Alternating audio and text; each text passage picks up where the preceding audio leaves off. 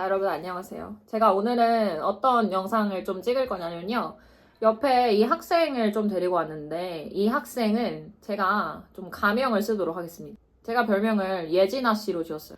여러분 혹시 그 패밀리가 떴다에 나오는 그 예진아 씨 아시나요? 사실 본명이 땡예진인데요. 제가 별명을 예진아 씨로 부르도록 하겠습니다. 예진아 씨가 이제 얼마 전에 성대에 합격하셨거든요. 근데 사실 성대뿐만 아니라 여러 가지 학교 합격을 하셨는데 제가 여기서 얘기하는 것보다는 실제 따끈따끈한 합격생을 이제 모시고 하는 게 훨씬 더 아마 여러분한테 도움이 되고 더 재미도 있을 거라고 생각해서 제가 오늘 섭외를 했는데요. 섭외를 하기 위해서 피자도 먹였습니다. 그리고 제가 이제 즉석에서 생각난 건데 여러분 혹시나 이 친구의 영상을 보시고 궁금한 점이 좀 생기신다면 댓글로 남겨주세요. 그러면 제가 대답을 하는 것이 아니라 이 예진아 씨가 대답을 하실 것입니다. 저희 열렬한 구독자이기 때문에. 자, 우선은 예진아 씨한테 질문을 하기 전에 제가 소개하는 예진이를 먼저 좀 간략하게 말을 한번 해볼 건데요. 우선은 예진아 씨는 학원에 조금 일찍 들어오신 편은 아니에요. 조금 늦게 들어오셨습니다. 5월쯤부터 이제 학원에 등록을 하셨고요. 그리고 제가 약간 이거는 학생들한테도 말하는 건데 약간의 관상충이거든요. 학생들 관상을 살짝 봅니다. 그게 뭐 얼굴 외모를 보겠다는 게 아니라 이 학생이 뭐 똘망똘망한 학생인지 아닌지를 좀 보겠다는 건데 예진아 씨는 이미 처음에 들어오셨을 때 저의 수업을 딱 들을 때 아, 이 친구는 똘망똘망한 친구다 라는 생각을 좀 먼저 했었고요. 저의 그냥 감성평입니다.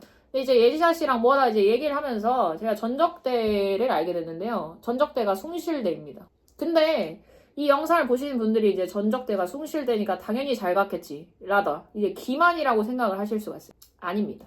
제가 처음에 깜짝 놀란 점이 뭐냐면 예진아 씨의 영어 실력을 보고 깜짝 놀랐어요. 정말 영어를 못한다 라는 생각을 했기 때문에 나중에 뭐 옆에서 말을 하겠지만 수능 등급도 이제 굉장히 영어로 치자면 좀 낮은 편이었었고요. 그리고 예진아 씨도 약간 개인적인 감상평은 개인적인 건 아니고 실제로 어떤 일을 하시면서 이제 편입을 좀 같이 하셨어요. 그래서 굉장히 거의 학교 병행이다 싶을 정도로 좀 바빴습니다. 근데 그 와중에도 하란 건 딱딱하고 이제 요건 이런 멋진 성격. 그리고 제일 제가 기억에 남는 사건인데 이 이후로 이제 예진아 씨랑 좀 친해지게 되었거든요. 제 앞에서 울었어요. 거의 이제 닭똥과 같은 눈물을 좀 흘리면서 울었던 이제 좀 인상 깊은 기억이 있다. 하지만 그렇다고 해서 매번 이제 울면서 했던 학생은 아니고 그때 한 번 울고 또 용기 있게 용감하게 하던 학생이었죠. 그리고 이제 이 가장 대단한 점은 이제 사실 편입 시험이 끝난 지가 얼마 되지 않았거든요. 이제 1월 달에 시험이 끝났는데 학원 수업은 이제 12월 달에 끝난단 말이죠. 12월 달 끝나는 그 순간부터 이제 시험이 끝날 때까지 매일 8시 오는 걸 저한테 이제 인증을 한 굉장한 이제 저는 성실한 학생으로 평가하고 있습니다. 자, 이제부터는 제가 이렇게 어그로 끌면서 약간 안경을 쓰고 온 이유가 있어요. 약간 인터뷰처럼 이렇게 질문을 한번 할 거거든요. 제가 이제 첫 번째 하는 질문은 사실 질문이라기보다는 이제 예진아 씨가 하는 말이 공신력 있다는 걸 또 이제 믿게 만들려면 합격한 학교를 먼저 밝혀야 된단 말이죠. 사실 그게 이제 제일 중요하고 궁금해 할 만한 요소니까 우선은 몇 개의 학교에 지원하셨죠? 저는 이제 서성함부터 건국대 그리고 홍익대까지 총 10개 대학에 지원했습니다. 네, 아무래도 전적대가 숭실되기 때문에 그 위의 학교를 이제 지원하다 보니까 10개 정도 이제 지원을 하게 됐다. 근데 그 중에 이제 몇 개의 학교를 붙으셨죠? 총 7관왕을 했고요. 그 중에 최초 합이 6개, 그리고 추가 합격으로 1개 대학이. 그래서 실제 이제 학교를 나열해 보도록 하겠습니다. 여기 자막으로 이제 멋지게 나열을 할 건데 첫 번째 우선 성균관대, 실제로 성균관대 이제 지금 진학 결정을 하셨고요. 진학 예정이고요. 그리고 다른 대학들은 중앙대, 경희대, 서울시립대, 이화여대, 건국대, 홍익대에 붙었습니다. 네, 굉장히 화려한 학교들만 붙었어요. 자, 멋지죠? 여기까지가 이제 합격 학교 소개였고요. 자, 우선 이제 본격적인 질문은 편입 동기부터 제가 이제 물어보도록 하겠습니다. 왜 예진아 씨는 편입을 시작하게 되셨죠? 근데 제가 미리 안발언은 약간 동기가 특이해요. 한번 들어보세요. 우선 저는 전적대학교에서 이제 2학년을 수료한 다음에 뭔가 휴학을 하고 싶은데 이 시기에 어떤 도전을 해야 적합할까라는 고민을 좀 하게 됐어요.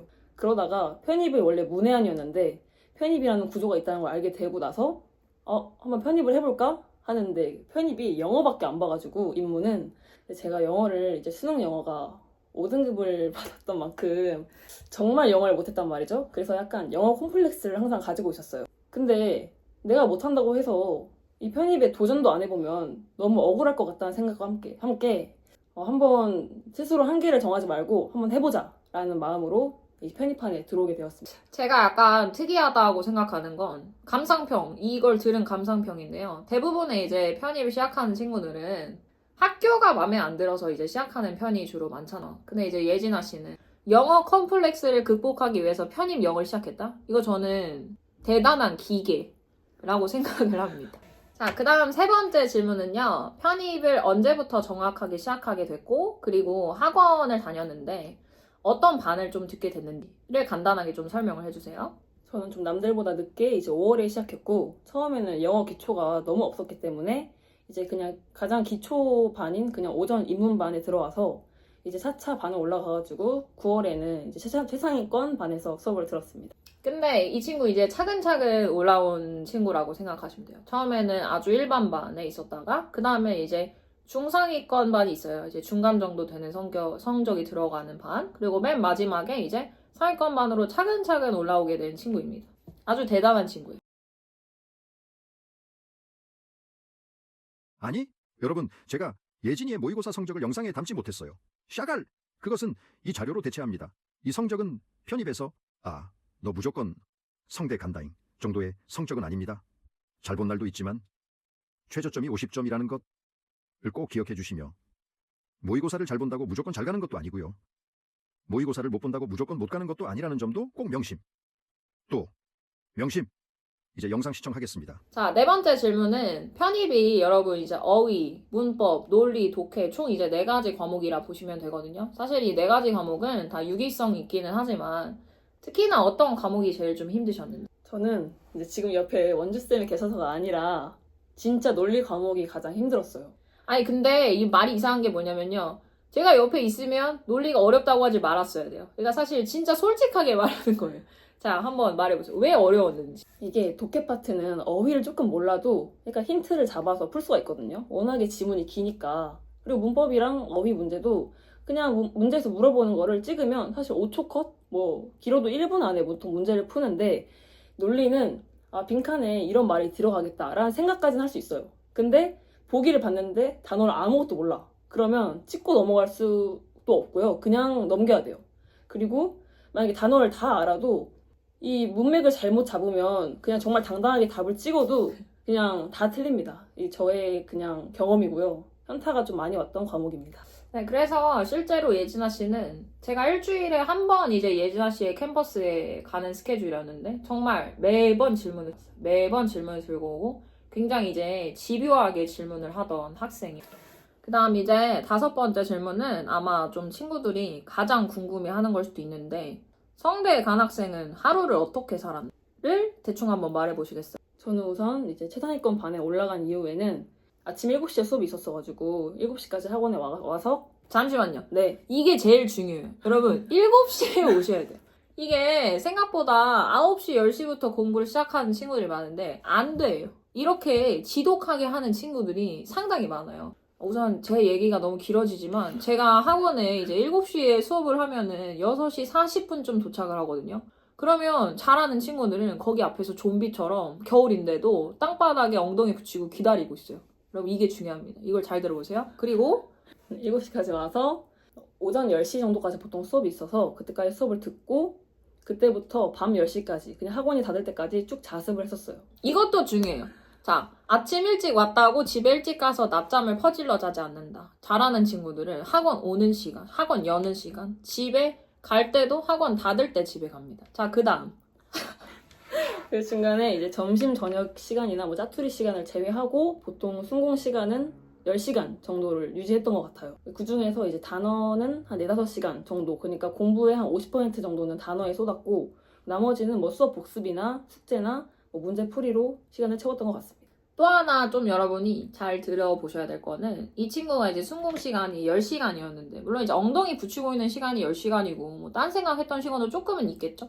하지만 이 중에 4시간이나 5시간 정도는 단어에 투자했다는 게 가장 전 중요하다고 봅니다. 이게 이 친구 예진아 씨가 전반기에만 그렇게 한 게 아니라 후반기에도 좀 그렇게 단어에 좀 힘을 많이 쏟았다는 거죠.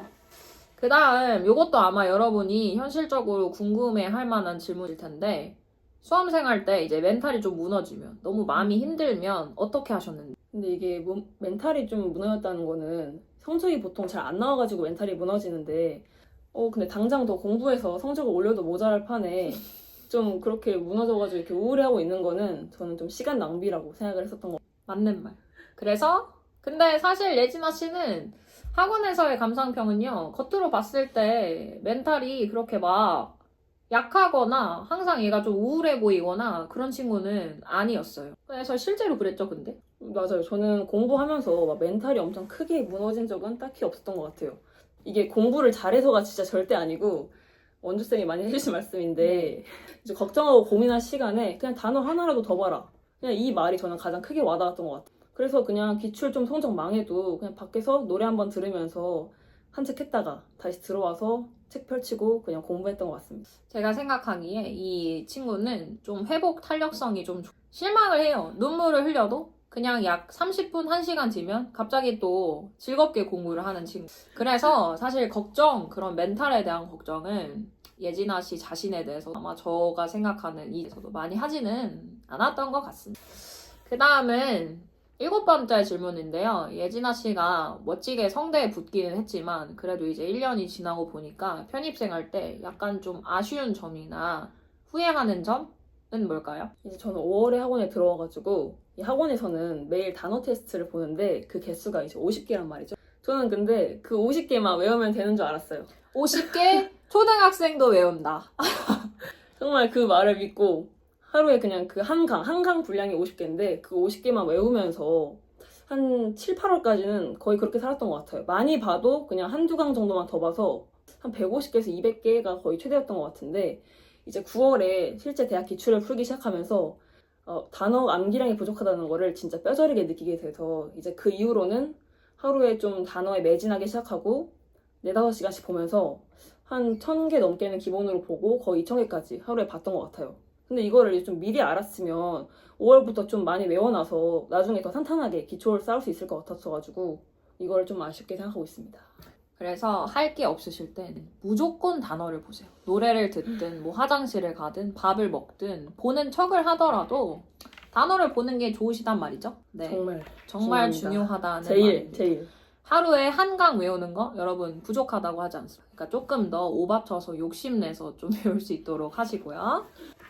자, 이전 질문은 하면서 좀 후회됐던 점이라면 이번 질문은 자기 자신을 1년 동안 돌아봤을 때 좀 자기 자신 이 점은 마음에 들었는 점은 뭐가 있을까요? 저는 좀 스스로 좀 단순하고 생각이 적었던 게 가장 좋았던 것 같아요.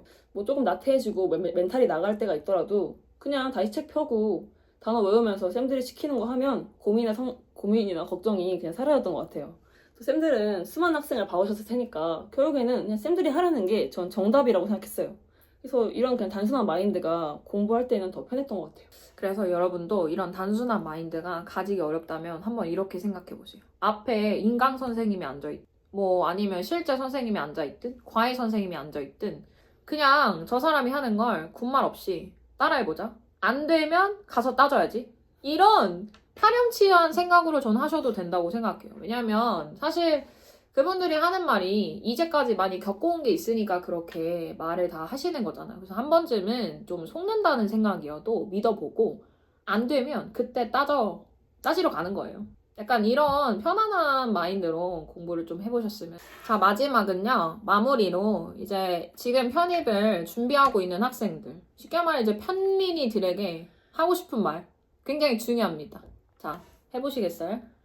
저도 이제 수험생 때 이제 여러 개 많이 찾아봤었는데 그 편입 콘텐츠들 보면 약간 편입해봤자 의미 없다. 아니면 뭐 다 떨어진다. 특히 인문은 그냥 올킬이 일상이다. 이런 말들이 진짜 많아서 저도 되게 공부하면서 조금 불안한 적이 있었는데 저는 이제 아니라고 봐요. 확실하게. 그건 오히려 좀 실패하신 분들이 좀 불안해가지고 그런 핑계를 대는 그런 루저 마인드라고 생각을 하고요. 루저 마인드. 성공한 분들은 편입에 대한 성취뿐만 아니라 또 앞으로 새로운 발걸음을 해나갈 수 있는 그런 기회를 얻는 거라고 생각을 합니다. 뭐 그래서 인터넷에 돌아다니는 그런 좀 구설수들의 신경 쓸 바에는 그냥 그 시간에 단어 하나 더 외우시는 게 저는 더 이득이라고 봅니다. 실제로 여기서 뭐 까라고 할 건 아니지만 제가 아까 밥을 먹으면서 예진 학생이 나머지 과목의 수능 등급들도 물어봤거든요. 그리 높지 않습니다. 네, 그리 높지 않고요. 편입하는 학생들의 평균보다도 영어 등급은 조금 낮은 편일 수 있기 때문에 그래서 너무 약간 이런 자극적인 숭실대생 여기에만 포인트를 맞추지 않으셨으면 좋겠고 오늘 예진 학생이 이제 한 말들을 좀 잘 귀 기울여 담아서 이것저것 궁금한 거 있으면 물어보시고요. 그리고 혹시나 저한테 이제 앞으로 되게 많은 이제 합격생들이 있어요. 여기 와서 다 데리고 와서 한번 좀 물어볼 수 있거든요. 혹시나 이 학교를 간 학생은 어떻게 공부했을까가 궁금하다면 작지만 댓글을 한번 남겨주시면 감사하겠습니다. 안녕.